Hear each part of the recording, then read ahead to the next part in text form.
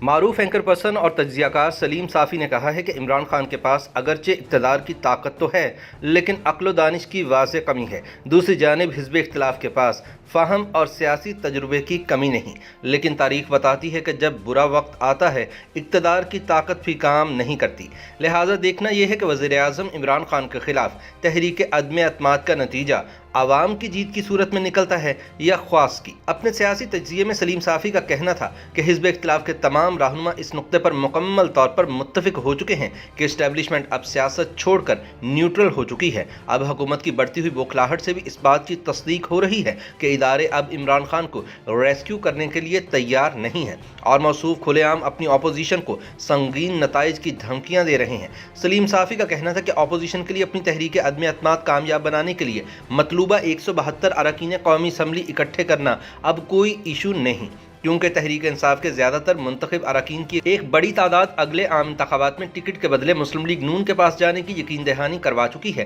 اور یہ حقیقت اگلے چند دنوں میں آشکار ہونے جا رہی ہے۔ صافی کا کہنا تھا کہ اس کے علاوہ سندھ اور خیبر پختونخوا سے تعلق رکھنے والے کئی حکومتی اراکین قومی اسمبلی کو مولانا فضل الرحمان اور آصف زرداری نے اپنی جماعت میں ایڈجسٹ کرنے کے عوض وزیر اعظم عمران خان کے خلاف تحریک عدم اعتماد میں ووٹ ڈالنے کے لیے آمادہ کر لیا ہے۔ بقول صافی، آصف زرداری اور مولانا سمجھتے ہیں کہ اپوزیشن کو حکومتی اتحادی جماعتوں کی حمایت حاصل کرنے پر فوکس کرنا چاہیے تاکہ پی ٹی آئی اراکین اسمبلی توڑنے کے لیے پاپڑ نہ بیلنا پڑے۔ ان کا خیال تھا کہ اس طرح تحریک عدم اعتماد کا معاملہ شائستہ طریقے سے پایہ تکمیل کو پہنچ جائے گا۔ تاہم مولانا فضل الرحمان کی توقعات کے برعکس اور آصف زرداری کی جانب سے وزارت اعلیٰ کا امیدوار نامزد کیے جانے کے باوجود چودھری برادران نے ڈبل گیم کھیلنا شروع کر دی۔ صافی نے کہا کہ میری اطلاعات کے مطابق حکومت کے خلاف تحریک عدم اعتماد لانے کے لیے جو تاخیر ہو رہی ہے اس کی وجہ یہ ہے کہ ایم کیو ایم اور بلوچستان عوامی پارٹی کے کچھ اراکین اسمبلی نے بھی اپوزیشن سے رابطے کر لیے ہیں، لہٰذا اب ان کے ساتھ معاملات طے کرنے کی کوشش کی جا رہی ہے۔ ایک سوال کا جواب دیتے ہوئے سلیم صافی نے کہا کہ اپوزیشن کا منصوبہ یہ ہے کہ تمام جماعتوں کی قیادت اپنے اراکین اسمبلی کے ساتھ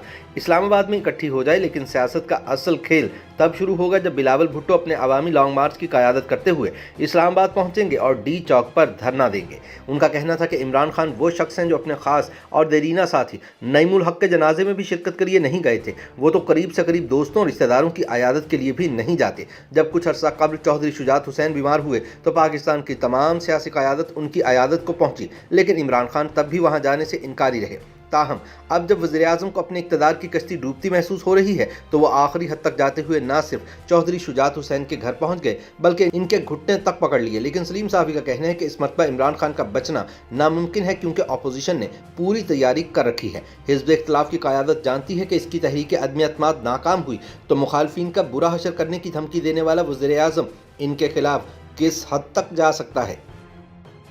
YouTube پر گوگلی نیوز دیکھنے کے لیے youtube.com کی سرچ بار میں googly news T V type کریں۔ گوگلی نیوز کے پیج پر سرخ رنگ کے سبسکرپشن والے بٹن پر کلک کرنا نہ بھولیے۔ YouTube پیج پر اپلوڈ ہونے والی ویڈیوز سے باخبر رہنے کے لیے بیل آئیکن پر کلک کیجیے۔ آپ کو ہر نئی ویڈیو کے بارے میں نوٹیفیکیشن موصول ہو جائے گا۔